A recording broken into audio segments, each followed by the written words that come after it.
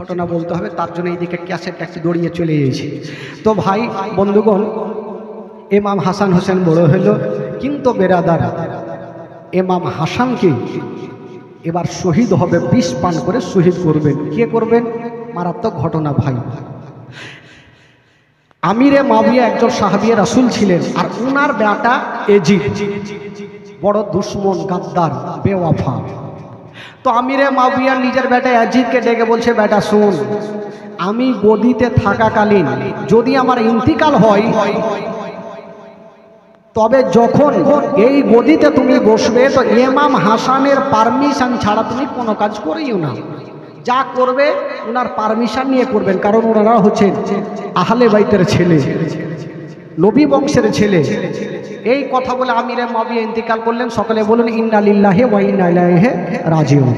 উনি ইন্তিকাল করলেন, ইয়াজিদ গদিতে বসলো। ইয়াজিদ ভাবলো যে আমি একজন মন্ত্রী হয়ে আর ইমাম হাসানের কথা শুনবো, কিন্তু গোটা মদিনাতে ইমাম হাসানকে সবাই মানে, ইয়াজিদকে কেউ মানে না। তো যখন কেউ মানে না, তো ইয়াজিদ দুশ্মনী শুরু করলো যে ইমাম হাসানকে মারবো কেমন করে, যদি না মারি তাহলে আমাকে কেউ মানবে না। তো একটা লোক ফিট করলো, যেই লোকটার নাম হচ্ছে মারওয়ান। ওই লোকটাকে বললো, মারওয়ান তোমাকে একটা কাজ করতে হবে। বলে কি কাজ? বলে ইমাম হাসানকে যদি তুমি মারতে পারো, তোমাকে এত টাকা দেবো, বসে বসে সারা জীবন খাবে, টাকা শেষ হবে না। আহ, ওই মারওয়ান একদিন রাস্তা ধরে চলে যাচ্ছেন বন্ধুরা, যেতে যেতে দেখছেন গো একটা বয়স্ক মা একটা গাছের তলাতে বসে আছে না, আর চোখ দিয়া চর চর করে পানি ঝরে। ওই মেয়েটা গাছের তলাতে বসে আছে আর চোখ দিয়ে পানি। যেই মেয়েটা গাছের তলাতে বসেছিল, সে মেয়েটার নাম কি কেতাবে লেখছেন বন্ধুরা, যে মেয়েটা গাছের তলাতে বসেছিল গো, সে মেয়েটার নাম হইল মাইমুনা কুটনি। কি নাম বললাম? জোরে বলেন। খালা কাহুরি নাম থাকলে রাগিয়েন না, বলা যাবে না। তো মাইমুনা কুটনি গাছের তলাতে বসে কাঁদছে। তো মারওয়ান বলছে, মা কি ব্যাপার, তুমি গাছের তলাতে কাঁদছো কেন? বলছেন, বাবা দেখছো সবারই পাকা পাকা বাড়ি, আর আমার হলো টাটি বাড়ি। টাকা না থাকার কারণে আমি পাকা বাড়ি দিতে পারি না। তো মারওয়ান ভাবলো এই মেয়েটার টাকার লোভ আছে, ইয়াকে দিয়ে ইমাম হাসানকে মারাবো। তো মারওয়ান বলছেন, মা গো তুমি কি 2-3 তলা 4 তলা বিল্ডিং নিতে চাও? বলে ফ্রিতে পেলে কে ছাড়বে? বললো বাবা হ্যাঁ। বলছেন, মা তাহলে তোমাকে একটা কাজ করতে হবে। বলে কি কাজ?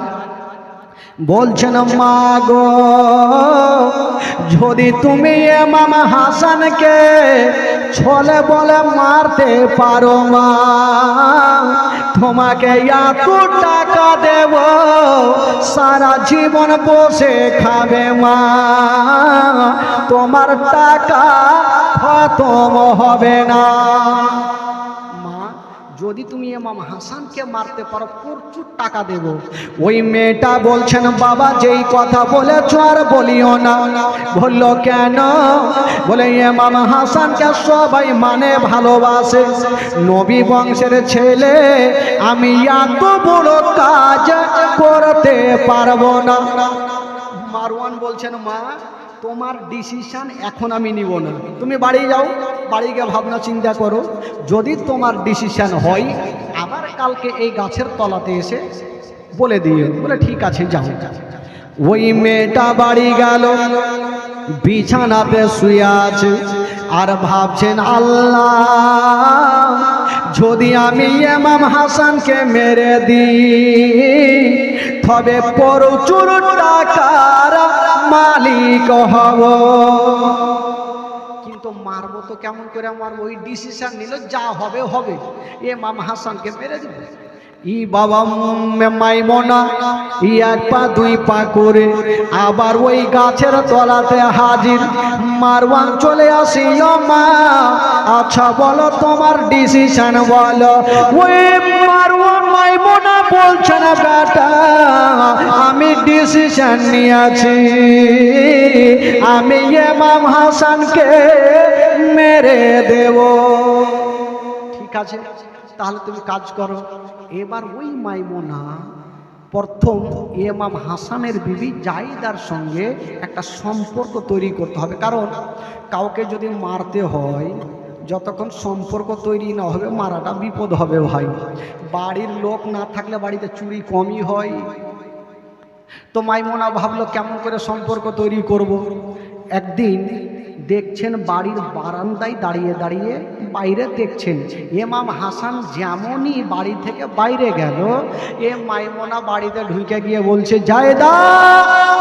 বলে কে আছো গো? বলে তুমি চিনতে পারবে না, তোমার স্বামী আমাকে চিনে, আমি তোমার মাসি হইলাম। তো জায়দার মনের মধ্যে ময়লা মাটি ছিল না, যাকে মাসি যখন এসে বসতে দিই বলে আমি বসবো না, তোমার স্বামী কোথায়? ও দেখলো যে ইমাম হাসান বাইরে গেল, তবুও জিজ্ঞেস করছে, একটা সম্পর্ক তৈরি করছে। তো বলছে আমার স্বামী তো এক্ষুনি কোথায় গেল? বলে আহারে তোমার স্বামীর জন্য কিছু আনতে পারলাম না, আচ্ছা বলো তো তোমার স্বামী কি খেতে ভালোবাসে? তো জায়েদা বলে দিলেন আমার স্বামী সব থেকে মধু খেতে ভালোবাসে। এবার মাইমুনা কর্ণী পৌঁছে গেল মারওয়ানের কাছে, বলছেন ও গো মারওয়ান ওই ইমাম হাসান সব থেকে মধু খেতে ভালোবাসে, যেমন এই কথা বলতে নাই বাবা গো এক প্রকারের মধু নিয়ে আসা হইল, আর ওই মধুতে বিষ মিশিয়ে দিয়েছেন বাবা গো, মধুর রং হয়ে লাল, এত বিষাক্ত বিষ মিশিয়েছেন বাবা, ওই লাল মধুখানা জামের মতো কালো হয়ে গেল।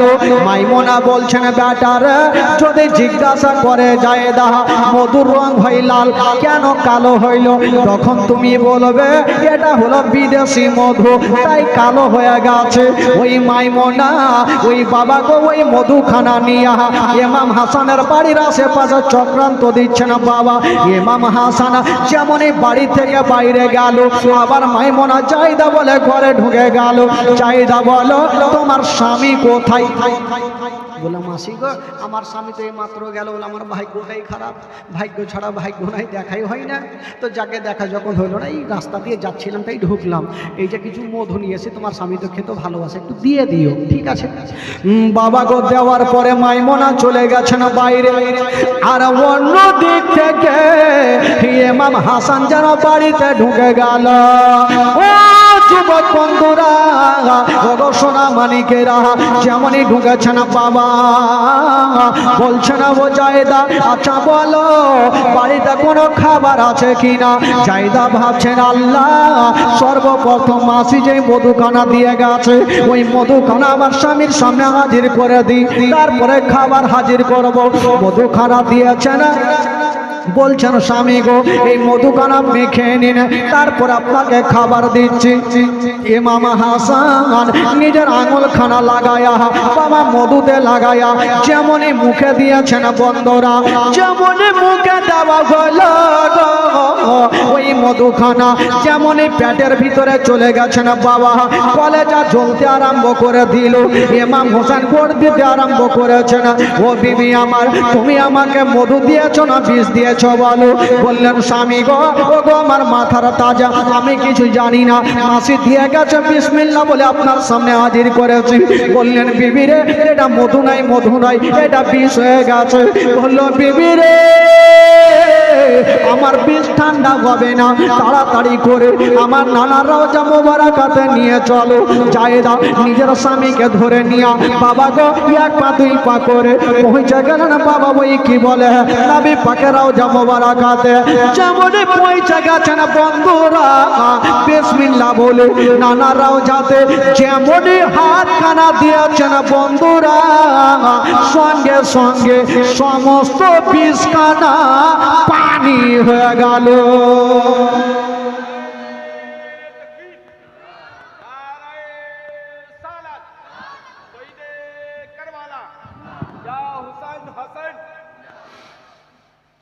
সমস্ত বিষ পানি। এবার ইমাম হাসান তো ভালো, ওইদিকে মাইমুনা কুটনি দেখলে তো চক্রান্ত করে বিষ দিলাম, পানি হয়ে গেল। বাবা গো কেতাবে লিখছেন 5 থেকে 7 বার বিষ দেওয়া হয়েছিল, কখনো মধুর সাথে, কখনো খেজুরের সাথে, কখনো পায়েসের সাথে, কখনো ক্ষীরের সাথে। যবার বিষ পান করছেন, নবীর রওজাতে যাচ্ছেন, বিষখানা পানি হয়ে যাচ্ছেন। জোরে বলুন সুবহানাল্লাহ। ভাই, লাস্টের সময় একটা বিষ দেওয়া হয়েছিল, যে বিষটা পান করার পর ইমাম হাসান দাঁড়াতে পর্যন্ত পারেনি, সেই জায়গাতে শহীদ হয়েছিলেন। বাবা গো বলুন তো সেই বিষটার নাম কি গো? বলেন, আপনারা বলেন। জীবনে তো শুনেছেন, সব শুনেছেন। হ্যাঁ ঠিক বলেছে, সে বিষটার নাম হলো হীরক চূর্ণ জহর, হীরার গুঁড়া। দেখবেন এদিকে কাঁচের দোকান আছে, তো কাঁচের দোকান আছে এলাকায়, আছে কালিয়াচকে প্রচুর আছে। দেখবেন কাঁচকে কোনো আড়ি নিয়ে ফাড়া হয়, কোনো হ্যাকশো নিয়ে কাটা হয় না, একটা পেন্সিল আছে, আর ওই পেন্সিলটা যখনই টেনে দেয় তো কাঁচ পর্যন্ত ফেড়ে দেয়। ওই যে রুলের আগালে হীরা লাগা আছে, তো বলুন যদি কাঁচ পর্যন্ত ফেড়ে দেয়, ওই হীরা যদি প্যাটে যায় তাহলে কি অবস্থা হয়? কে দিয়েছিল, কি অবস্থায় দিয়েছিল? ভাই শুনেন, কলেজা ফেটে যাবে। মা একটু মন দিয়ে শুনবেন। মা গো, একদিন জায়েদা বোন জাইনাবকে ডাক দিচ্ছেন, বোন জাইনাব এক কাজ করো, একটা লোককে যদি 5 থেকে 7 বার বিষ দেওয়া হয়, বলুন তার ভিতর কি ঠিক থাকবে? ভাই অসুস্থ হয়ে বিছানাতে পড়ে গেছে। জায়েদা বলছেন, জাইনাব এক কাজ করো, আজকে রাত্রিবেলাতে আমি বাড়িতে থাকবো না বহিন। ভাবি সাহেবা কোথায় যাবেন? বললেন, বহিন আজকে বাড়িতে থাকবো না, কারণ আমার স্বামী ভালো নাই। আজকে আমার নানার রওজাতে গিয়ে আমি কানবো, আল্লাহর কাছে দোয়া করব, আমার স্বামীকে যেন আমার আল্লাহ তাআলা ভালো করে দেয়। যদি কাউরির স্বামী অসুস্থ থাকে মা গো, তবে মায়ের মনটা ভালো করবে না। কাউরি বিবি যদি অসুস্থ থাকে, স্বামীর মনটা ভালো করবে না। জায়দা বলছেন, জাইনাব রে, আমার স্বামী ভালো হয় না, আজকে রাত্রিবেলাতে বাড়িতে থাকবো না, আমি চলে যাব নানার রওজাতে গিয়ে কাঁদবো, আমার স্বামীকে আমার আল্লাহ যেন ভালো করে দেয়। তবে জাইনাব তোমাকে একটা কথা বলে গেলাম, আমি খাবার রেখে গেলাম, ফলমূল রেখে গেলাম, সব কিছু রেখে গেলাম, যা চাইবে তুমি তা দিয়ে দিও, কোনো জিনিসের আমি কমতি রাখলাম না। এই কথা বলে বাবা গো জায়দা বেরিয়ে গেল নানার রওজাতে। বাবা গো গিয়ে যেন পড়ে গেছে। আবুল কাসিমের মা চলে গেছে। তবে বেরাদার, এইদিকে ইমাম হোসেন যে বিছানাতে শুয়েছিল, ইমাম হাসান শুয়েছিল, বাবা ঘুমটা চলে এসেছে। বাবা জাইনাব পার্শ্বে বসে বসে দেখছেন, হুজুর যখন ঘুমিয়ে গেল আমি জেগে করব কি, আমিও পার্শ্বে ঘুমিয়ে যাব। বাবা ওই জাইনাব একটা বিছানাতে ঘুমিয়ে গেল, ইমাম হোসেন হাসানও ঘুমিয়ে গেছেন একটা বিছানায়। জাইনামাজও কি বলে জয়নাবও ঘুমিয়ে গেছেন। যেমনই ঘুমিয়েছেন বন্ধুরা, ওই ঘুমটা চলে এসেছে, আর হঠাৎ করে নবীর দুশমন হীরক চূর্ণ জহর নিয়ে ঘরে ঢুকে গেল। যেমন হীরার গুঁড়া নিয়ে ঘরে ঢুকেছেন বাবা, নবীর দুশমন চতুর্দিকে তাকিয়ে দেখছেন, ইমাম হাসানও ঘুমিয়ে গেছে, জাইনাবও ঘুমিয়ে গেছে। তবে যে ওই হীরক চূর্ণ জহরখানা নিয়ে এসেছি, আমি কিসে দিয়ে যাব? এই তরকারিতে দেওয়া যাবে না, নচেত বুঝে যাবে, ভাতে দেওয়া যাবে না, নচেত বুঝে যাবে। যদি হীরক চূর্ণ জহর পানিতে দিতে পারতাম, আর ওই পানি যদি ইমাম হাসান পান করত, তবে নানা রওজাতে যেতে পারতো না। পানি পাবো কোথায়? চতুর্দিকে তাকিয়ে দেখছেন গো, হঠাৎ করে একটা সুরাহাতে নজর পড়ে গেল। একটা মাটির সুরাহা কলসি রাখা ছিল, যেই কলসি একটা সাদা কাপড়ে বাঁধা ছিল। 7টা গিরহা দিয়েছিল আবুল কাসিমের মা। যদি কেউ গিরহাগুলা খুলে তবে ধরা পড়ে যাবে। নবীর দুশ্মন ভাবল আমি যদি গিরহাগুলা খুলি তবে ধরা পড়ে যাব, বিষটা কেমন করে পানিতে দেব। ওই হীরার গুঁড়াখানা বাবা গো যে কলসিতে কাপড়টা বাঁধা ছিল, বাবা গো হীরার গুঁড়া ওই কলসির মুখটাতে ঘুষতে আরম্ভ করেছে। যেমনই ঘুষেছেন বাবা ধুলো ধুলো হয়ে ওই পানিতে মিশে গেল। বাবা খুলতে হলো না, যেমনই মিশে গেল। নবীর দুশ্মন যেমনই ঘর থেকে বের হবে দুটা পায়ের টাচ হয়ে গেল, একটু শব্দ হলো, ইমাম হাসানের ঘুম ভেঙে গেল। যেমনই ঘুম ভেঙে গেছে বলছেন বগিনা চাই না, তাড়াতাড়ি করে উঠে যাও বগিনা চাই না। উঠে গেছেন হুজুর আপনি জেগে গেলেন, বলছেন বগিনা চাই না আমিও জেগে গেলাম। তবে যাই না রে আমি জেগে গেলাম কেন তুমি জানো? আমি একটা স্বপ্ন দেখলাম। বললো কি স্বপ্ন দেখেছেন? বলে বহিনে যাই না আমি যে স্বপ্নখানা দেখেছি দেখার পরে আমার হুলকুমখানা শুকিয়ে গেছে, আমার হুলকুমখানা শুকিয়ে গেছে। ওরে বহিনে যাই না যদি পারো আমাকে এক পিয়ালা পানি দিয়া দাও। জয়নাব চতুর্দিকে তাকিয়ে দেখছেন গো বাবা কিছু দেখা যায় না। ওই কলসিতে নজর পড়েছে। ওই জয়নাব বলছেন হুজুর একটা কাজ করেন, এই যে কলসিতে পানি আছে ওই পানিখানা আপনাকে আমি দেব না। বলে জয়নাব কেমন কথা বলছো? তুমি কলসির পানি আমাকে দেবে না? আমার যে গলাখানা শুকিয়ে যাচ্ছে জয়নাব, আমার গলাখানা শুকিয়ে যাচ্ছে, এক পেয়ালা দাও। জয়নাব কাঁদতে কাঁদতে বলছেন হুজুর আপনাকে দেব, তবে হুজুর একটা কথা, এই কলসির পানি ঠান্ডা রাতের পানি, বাসি পানি, আমাকে 5টা মিনিট সময় দাও, আমি লোটা নিয়ে বাইরে যাব আর ঠান্ডা টাটকা পানি এনে আপনাকে দেব। ইমাম হাসান বলল বহিন দেরি করো না, আমার হুলকুম শুকিয়ে গেছে। জয়নাব বাবা লোটা নিয়ে একটা গেট দিয়ে বাইরে গেল, আর ওই দিকে ইমাম হাসানের বিবি আবুল কাসিমের মা অন্য গেট দিয়ে বাড়িতে ঢুকে গেল। যেমনই ঢুকেছেন বন্ধুরা ইমাম হাসান দেখছেন বিছানাতে ছটফট করে গোটা শরীর দিয়ে ঘাম বের হচ্ছে। বলছে হুজুর আপনি কাঁদছেন কেন? বললে বিবি আমার হুলকুমটা শুকিয়ে গেছে, যদি পারো আমাকে অল্প পানি দিয়া দাও। আবুল কাসিমের মা বলছে হুজুর আমি তো জাইনাবকে বসিয়ে রেখেছিলাম, আপনাকে পানি দেয়নি? বলল না আমাকে পানি দেয়নি, আমার জন্য টাটকা পানি আনতে গেছে। বিবি সাহেবা ভাবছেন হায় রে এই পাগলি, এই লোকটা পানি পানি করে জান ছাড়ছে আর উনি টাটকা পানি আনতে গেছে। হুজুর আপনি চিন্তা করবেন না, উনি টাটকা পানি আনতে গেছে, যাক আমি কলসির মুখটা খুলে আপনাকে অল্প পানি দেব, শুধু একটু হুলকুমটা ভিজাবেন হুজুর। জাইনাব যখন পানি আনবেন আপনি আশুধা করে পানি পান করবেন। বিবি জানে না ওই কলসির পানি বিষ হয়ে গেছে। একটা করে গিট গালা খুলছে, গিরহাগুলা খুলেছে, 7টা গিরহা দিয়েছিল, 7টা গিরহা।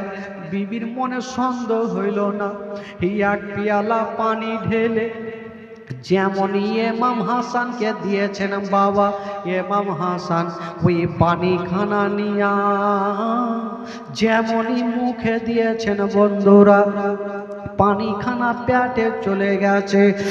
যেমনই যেতে নাই বাবা কলেজা জ্বলতে আরম্ভ করে দিল। হায় রে ইমাম হাসান বাবা বিছানাতে গোড়া করে দিতে শুরু করেছে। ওরে জায়েদা, তুমি আমাকে পানি দিয়েছো না বিষ দিয়েছো?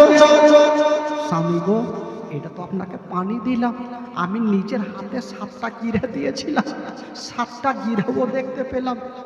হুজুর, এটা পানি আছে? বললেন না, এটা পানি নাই, এটা বিষ হয়ে গেছে। ইমাম হাসান ছটফট করে কাঁদছে, বলছেন বিবি দেরি করো না, আমাকে নানা রওজাতে নিয়ে চলো। যেমনই দাঁড় করিয়েছে গো, ইমাম হাসান দাঁড়িয়ে থাকতে পারলেন না, জমিনে পড়ে গেল। যেমনই জমিনে পড়ে গেছেন বাবা, ইমাম হাসান যেমন একটা মুরগির গলা কাটলে ছটফট করে ইমাম হাসান ছটফট করছে। ওইদিকে জাইনাব লোটাতে টাটকা পানি নিয়ে এসে দেখছেন ইমাম হাসান ছটফট করে কাঁদছে। বলল, ভাবি সাহেবা, কি এমন হয়ে গেল? হুজুরকে কেন ছটফট করছে? বলছে, বহিন জাইনাব রে, এই কলসিতে কি এমন বিষ মিশিয়ে দিয়েছে? জাইনাব বলছেন, আল্লাহ জানি না, আমি তো ঘুমিয়ে গেছিলাম, কোন এমন দুশ্মন এই কলসিতে বিষ মিশিয়ে দিয়েছে। একদিকে জাইনাব কান্দে, একদিকে ইমাম হাসান ছটফট করে, একদিকে জায়দা কান্দে, একদিকে আবুল কাসিম কান্দে, একদিকে শহর মানু কান্দে, একদিকে সাকিনা কান্দে, সবাই কান্দে। ইমাম হাসান ছটফট করে কাঁদছে। বাবা গো, যখনই বমি বমি ভাব হচ্ছে, জাইনাব ভাবছেন, আল্লাহ হয়তো হুজুর বমি করবে, আমি হুজুরকে মাটিতে বমি করতে দিব না, মাটিতে বমি করতে দিব না। সঙ্গে সঙ্গে একখানা থালা নিয়ে ইমাম হাসানের সামনে রেখে দিয়েছেন। হুজুর, আপনি থালাতে বমি করুন, মাটিতে করবেন না, আপনি থালাতে বমি করুন। ইমাম হাসান থালাতে বমি করছেন। বাবা, কোনো খাবার বেরিয়ে আসে না, শুধু পানি বেরিয়ে আসছে। জাইনাব মনে করছেন, আল্লাহ একটু তাকিয়ে দেখি। থালাখানা নিয়ে নজর করে দেখছেন বাবা, যেমনই দেখছেন গো, ওই থালাতে পানি আছে, কোনো খাবার নাই। আরো লক্ষ্য করে দেখছে, ওই থালা পানির মধ্যে কলেজা টুকরো টুকরো হয়ে কেটে কেটে বেরিয়ে গেছে। কলেজা টুকরো টুকরো হয়ে কেটে কেটে বেরিয়ে। ইমাম হাসান বলুন, বাবা গো, যার কলেজা কেটে কেটে টুকরো টুকরো হয়ে বেরিয়ে যায়, তার অবস্থা কি হতে পারে মা? ইমাম হাসান মাটিতে গোড় দেয়। জাইনাব দেখার পরে দূরে দাঁড়িয়ে কান্দে। জাইদা বলছেন, জাইনাব রে, বহিন তুমি পানি দেখে কেন কাঁদছো? বলে, ভাবি সাহেবা, একবার দেখে নাও, তুমিও দিলখানা থামতে পারবে না। হাজার হলো বিবি, যেমনই তাকিয়ে দেখেছেন বাবা, দিলখানা ফেটে গেল, কাঁদতে আরম্ভ করেছে। স্বামীকে টেনে বুকখানে লাগিয়েছেন, স্বামী গো, আপনার কি অসুবিধা হচ্ছে?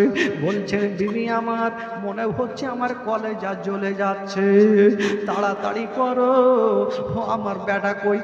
বাবা আবুল কাসিমকে ডাকা হইলো। বলল, বেটা রে, হয়তো আমি দুনিয়াটা ছেড়ে যাবো রে বেটা, তাড়াতাড়ি করে যা, তোমার চাচা হোসেনকে একবার আমার কাছে ডাকো। আবুল কাসিম দৌড়িয়ে গেল, ডাক দিয়েছেন, চাচা তাড়াতাড়ি করে চলুন চাচা। বলল, কি হয়েছে? বলল, চাচা, আমার আব্বা অসুস্থ হয়ে গেছে, তাড়াতাড়ি করে চলুন। ইমাম হোসেন দৌড় দিয়ে চলে আসলো। যেমন এসেছেন বাবা, দেখছেন ইমাম হাসান মাটিতে গড়াগড়ি দিতেছে, সঙ্গে সঙ্গে টেনে বুকখানে লাগিয়েছে। দাদা, কি এমন হয়ে গেল? বলল, ভাই জানি না, ওই কলসির পানিতে কে বিষ মিশিয়ে দিয়েছে। ইমাম হোসেন বলল, দাদা গো, আমিও ওই কলসির পানি খানা খেয়ে দেখবো দাদা।